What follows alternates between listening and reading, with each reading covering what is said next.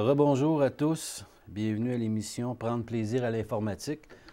Ça va être avant Noël, la dernière émission, et ça va bien coïncider d'une façon parce qu'on va terminer les derniers détails pour ce qui est de Windows.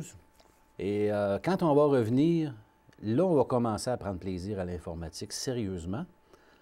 Et on va aborder le monde Linux. Et là, vous allez voir qu'il y a moyen d'avoir du fun. Enfin.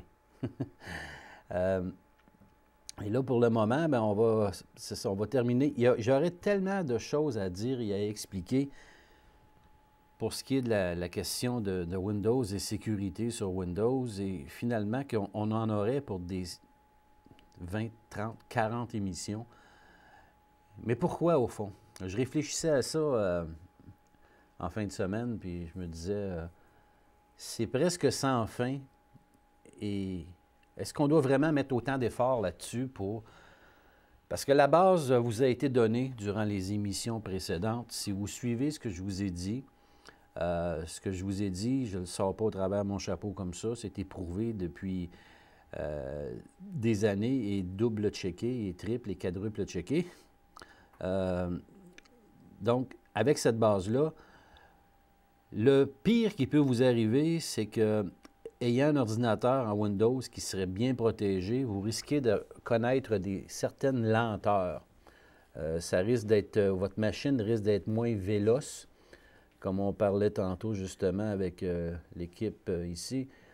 Quand on a un tank, on est blindé, mais on ne se déplace pas vite. Hein? Fait que c'est...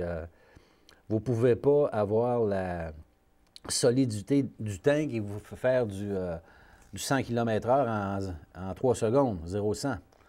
Fait que c'est bien sûr que ça peut consommer plus sur votre machine. Exemple, en ayant installé Komodo, le pare-feu, vous pouvez avoir des lenteurs au démarrage. Déjà que dans bien des cas, un Windows, ça ne démarre pas très, très rapidement.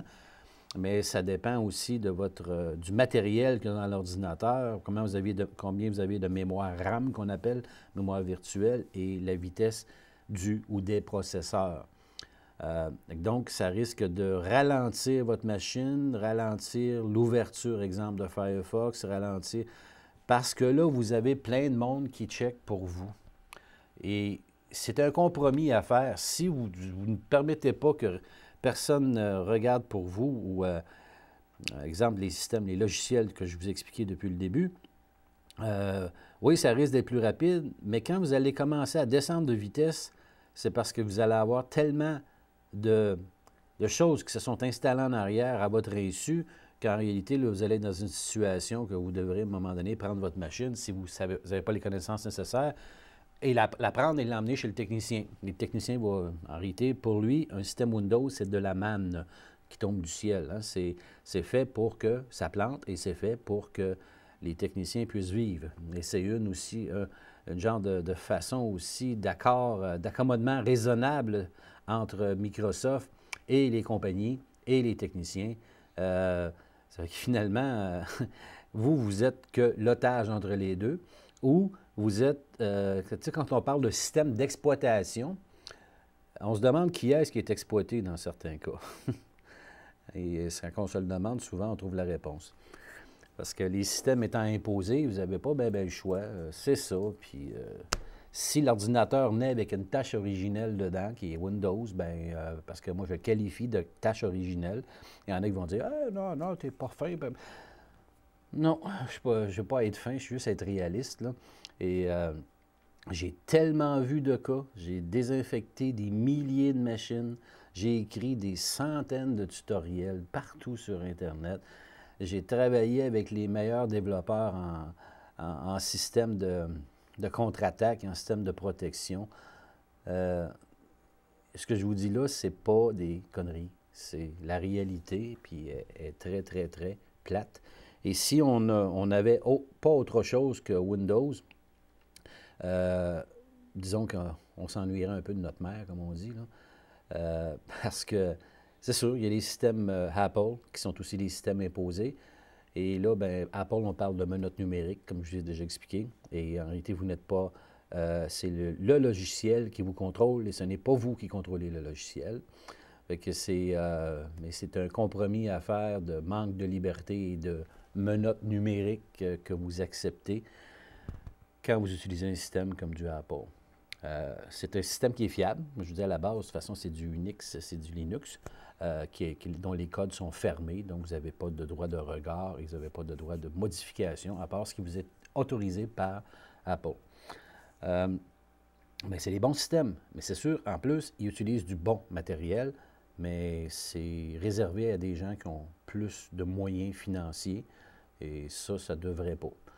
Fait que là, on va arriver à la partie où est-ce que vous n'avez pas les moyens de vous acheter un Apple, vous désirez avoir de la liberté informatique, et selon ce que je vous indique, vous n'êtes pas obligé de prendre pour du cash, que je vous dis. Faites vos vérifications vous-même, faites vos recherches, et vous allez vous rendre compte de ce que je vous dis, c'est la réalité.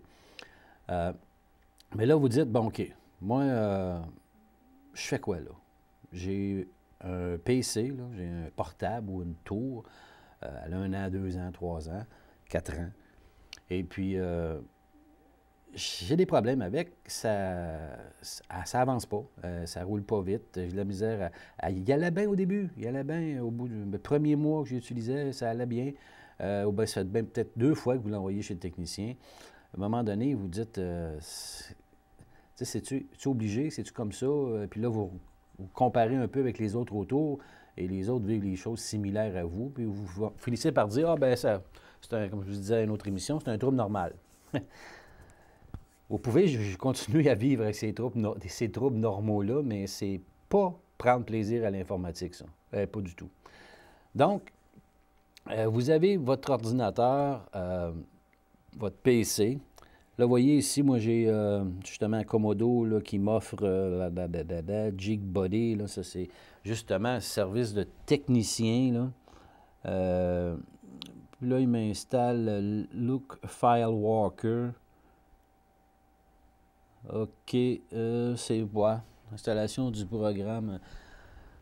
Bref, vous voyez, même les systèmes de protection qu'il y a en Windows sont invasifs, et même si c'est parmi les meilleurs pare-feux, qui étaient cotés dans les meilleurs pare-feux, il y a toujours de quoi qui vient en arrière, qui nous fatigue. Et là, présentement, c'est ça. Ça, c'est antivirus en réalité, qui fait une mise à jour, sauf que c'est pas indiqué que c'est une mise à jour, là, et... Non, c'est ça. Initiation du programme, blablabla, c'est ça. Fait que là, en réalité, là, il a l'air à faire un scan, comme ça. Vous ne devez pas vous attendre avec des systèmes de protection à avoir la paix, mettons. Vous ne pourrez pas avoir la paix. Vous n'aurez jamais la paix parce qu'ils vont toujours vous parler, vous dire, ben là, OK, je fais. Ils ne vous diront pas souvent ce qu'ils font, mais ils vont démarrer, ils vont se mettre à faire de quoi. Et à un moment donné, vous réalisez, bon, c'est quoi ça, qu'est-ce qu'il fait là? Puis, c'est comme vivre dans une commune, mettons. Et, si vous êtes quelqu'un de solitaire un peu, ça veut peut-être pas dire que vous allez avoir du fun dans la commune. De temps en temps, vous allez avoir envie de sortir sa galerie en arrière. Puis, c'est ça, hein? C'est comme un mal nécessaire. Il y a de la cohabitation qui se fait dans votre ordinateur avec des systèmes de protection versus des systèmes qui sont là pour essayer de vous couper vos protections, puis d'envahir votre ordinateur et votre vie privée, d'essayer de vous prendre en otage. Et c'est continuel. C'est toujours un jeu de... C'est un peu comme la guerre. C'est une guerre qui se fait à l'intérieur de votre machine. Et vous êtes là la plupart du temps comme spectateur, mais à un moment donné, quand vous devez être intervenant dans le domaine, bien là, vous n'êtes peut-être pas habilité à ce type de guerre-là. Puis, est-ce vraiment nécessaire aussi? Tu es obligé, là? Tu as moyen de vivre en paix en informatique. Il y a possibilité de vivre en paix en informatique. Mais vous ne l'aurez pas en Microsoft. Oubliez le projet, là.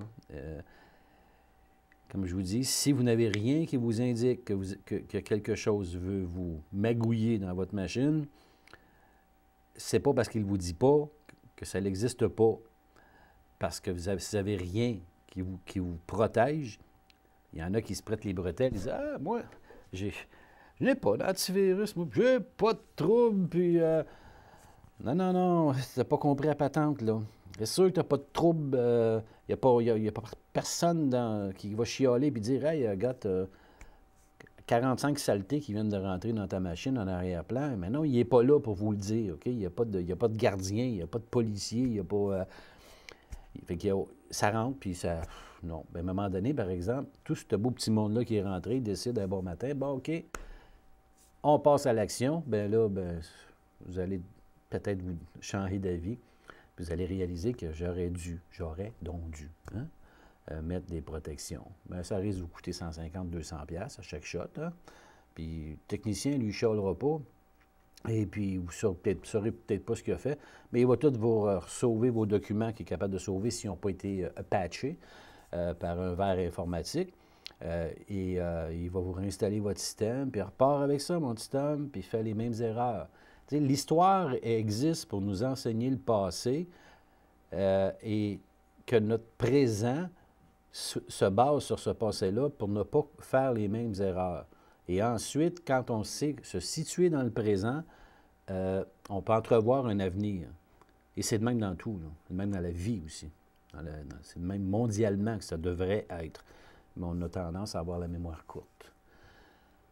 Donc, là, c'est ça. J'ai mes petits amis comme Jake Body qui semblent m'accompagner et me dire, bon, OK, c'est ça. Puis, le live support, bien, moi, j'en veux pas comme tel. T'sais. Fait que là, c'est à votre guise. Et dernière petite chose par rapport à ça ici sur Comodo, ce que vous voyez ici, là, là il me dit qu'il est sécurisé. Donc, la base de données est à jour. Et si ça ne l'est pas, bien, il va devenir orange. Et à un moment donné, il va devenir rouge. Et vous devrez corriger pour mettre à jour les nouvelles bases de données. Et si vous passez par les icônes des navigateurs ici, de toute façon, là, ici, il y a Internet Explorer, évitez-le, même s'il est dans une bulle. Et même chose pour ce qui... sauf Firefox, vous pouvez toujours utiliser Firefox, en passant par Comodo. En réalité, Comodo vous met vos navigateurs Internet dans une bulle, une sandbox qu'on appelle, une boîte à sable. Vous pourrez faire des recherches là-dessus, les sandbox, comment que ça fonctionne. C'est qu'en réalité, en simple, ça vous permet de pouvoir exécuter des programmes mais les programmes n'ont pas accès à l'ensemble de votre ordinateur. Ils sont juste comme localisés dans un endroit restreint afin qu'ils ne puissent pas prendre invasion totale du reste de votre ordinateur. Fait qu'on appelle ça une sandbox, une boîte à sable. Et les navigateurs, via Comodo, avec les icônes qui sont sur cette petite fenêtre-là, sont en sandbox. Okay? Ils sont en boîte à sable. Bon, je fais disparaître ça ici. Ça fait que c'est ça. Ce que vous devez retenir, c'est que vous allez avoir probablement peut-être des ralentissements. La machine risque d'être moins rapide d'exécution si vous avez des bonnes protections. Mais c'est un compromis à faire. Vous n'avez pas 56 000 solutions. C'est soit rapide pour un certain temps, parce que ça change aussitôt que les infections prennent possession de la machine, ou un peu moins rapide, mais plus protégé. On ajoute du blindage un peu. On ne peut pas atteindre les mêmes vitesses, puis les accélérations risquent de ne pas être très fulgurantes. Mais c'est le compromis à faire avec les systèmes Microsoft. Vous n'avez pas bien le choix de soit un, soit l'autre. Fait que là, ici, je pense qu'il m'avait popé tantôt qu'il y avait CCleaner, il y avait une nouvelle version. Ça revient souvent, ça aussi. Et concernant justement Comodo, le pare-feu, vous allez voir qu'il risque de vous poser des questions et vous devrez lire. Ça vous pousse à lire. C'est ça, ça a ça comme avantage. Vous vous instruisez en voulant vous protéger. Vous augmentez vos connaissances selon quand vous avez quelqu'un qui vous avise. Ça vous met dans le contexte un peu de, de, de prendre du contrôle sur votre machine. Dire, bien là, je me laisserai peut-être pas faire ce coup-ci. Puis là, j'ai un système, le système de protection, comme Comodo, il me dit, telle chose, est-ce que tu permets l'exécution de telle chose? Les premières fois que les gens voient ça, ils disent, hey, qu'est-ce qu'il me demande là? Oh, tu m'en demandes, toi, là, tu un peu par matin, là, mais mettez à la pause, s'il faut, vous reviendrez, là.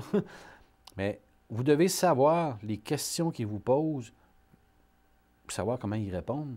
Et pour savoir comment ils répondent, vous devrez lire. Vous devrez faire des recherches. Exemple, il vous dit tel... il vous parle, mettons, un nom d'un programme ou un nom qui est dans un programme et il vous dit, peu importe le nom, mais il tente de se connecter à Internet, mettons. Vous, exemple, si c'est CCleaner, bien, normalement, il devrait dire CCleaner va se connecter à Internet pour savoir si vous avez la dernière version. Mais il y a des processus qui sont dans les logiciels qu'au lieu que ça s'appelle CCleaner, il peut peut-être s'appeler CStat. Hein? Et là, il vous dit, mais là, c'est quoi ça, CStat? Hein? Fait que là, si vous indique pas assez le pare-feu, c'est quoi, vous devrez rechercher sur Startpage, parce qu'on utilise Startpage, vous avez accès au moteur Google, et vous cherchez, excusez, CStat, mettons. Et là, vous allez voir, c'est un processus légitime, mettons, de CCleaner. Donc, ça va être assez simple à répondre.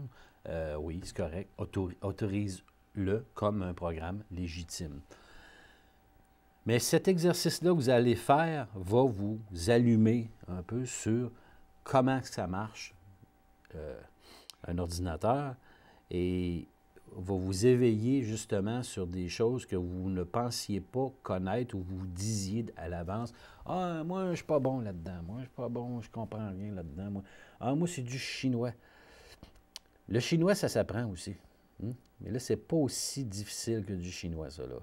C'est accessible à tous, et selon la volonté de chacun, et selon le goût. Hein? Ça vous tente ou ça ne vous tente pas. Et là, quand vous aurez, oui ou non, travaillé avec le système Microsoft, avec les protections, et ainsi de suite, là, vous allez pouvoir être plus conscient de la question. Et là, quand je vais vous amener les systèmes GNU Linux et les avantages et les différences marquées entre les deux systèmes et les similitudes aussi, là, vous allez être plus placé, capable de faire un choix éclairé. OK, je suis en Windows, je fais ça comme ça, j'ai ça, ça, ça, ça comme avantage, ça, c'est ça comme inconvénient. En Linux, j'ai ci, ça, mais ainsi de suite. Vous pouvez comparer. Là, vous n'avez pas de comparaison possible. Vous arrivez avec ça et c'est ça. Et voilà. Mais là, vous allez voir qu'il y a des possibilités beaucoup plus grandes. Mais surtout pour la partie sécurité. Tout ce qu'on vient de faire comme émission devient inutile en Linux. OK? Autrement dit, ça va faire des émissions et des émissions et des émissions que je vous explique de quoi qui peut vous servir à aider les autres si vous migrez en système Linux et vous allez avoir été conscientisé sur plein de choses. Mais dans le fond, je l'ai fait pour rien. ça donne ça. Parce que vous allez dire, hey, ça se peut-tu que je me donne là-dessus de la misère pour rien? Puis vous allez comprendre pourquoi vous ne preniez pas vraiment plaisir à l'informatique. Parce que c'est déplaisant. C'est pas compliqué, c'est déplaisant de travailler avec des systèmes comme ça qu'on ne peut pas se fier. C'est un peu comme... puis ils ont beau le mettre de plus en plus beau, le système, ça ne changera pas grand-chose. C'est comme un type que sa blonde, c'est une belle fille. Ah, une belle fille, vraiment une belle fille. Sauf que les autres la trouvent belle aussi, puis elle sait qu'elle est belle, puis... mais c'est une belle fille qui n'est pas difficile à convaincre. Elle se négocie facilement, comprenez? Mais le pauvre mec, lui, là, qu'il aime sa blonde puis sa belle-fille, lui, il veut être sûr qu'elle n'aille pas galvauder un petit peu partout. Hein? Puis Normalement, ben, il y en a qui peuvent être ouverts à ça, mais il y en a d'autres, la plupart, là, ils ne veulent pas. Surtout s'ils entrevoient un avenir avec cette belle fille-là, puis même qu'il entrevoit même la mère de ses enfants et le reste de sa vie. Ça peut aider qu'elle ne soit pas trop frivole. Hein? Fait que c'est la même chose avec les systèmes informatiques.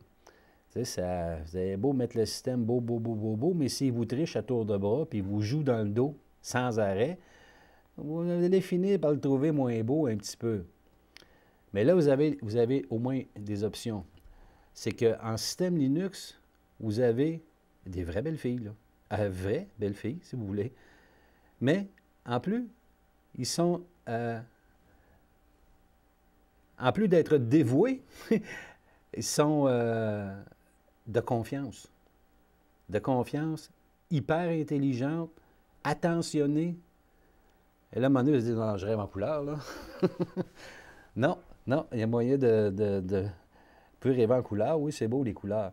Mais il y a possibilité vraiment de prendre plaisir à un système qui ne vous jouera pas dans le dos, qui va vous assurer des années de fiabilité, de plaisir et de confort. Et ça existe, mais vous ne le connaissez pas encore. Et c'est ça que je devrais vous démontrer dans les prochaines émissions. Fait que là, entre-temps, ben, on va encore faire un petit coup de balayage, un petit coup de nettoyage de CCleaner.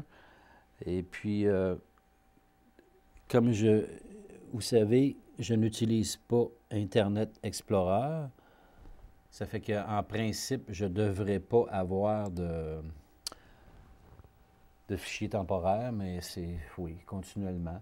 Mais ça encore là, regardez, ça c'est un geste qu'on peut qualifier aussi de légitime, le fait que Internet Explorer se branche dans votre dos. Et là, vous voyez le fait qu'on s'est branché sur Internet.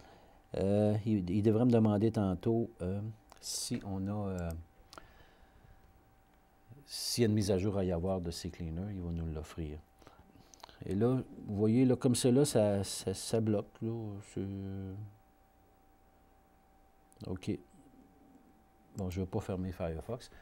Fait que là, j'ai des fichiers temporaires d'Internet Explorer pour savoir, justement, être capable d'évaluer si votre système est à jour. Mais la vraie raison...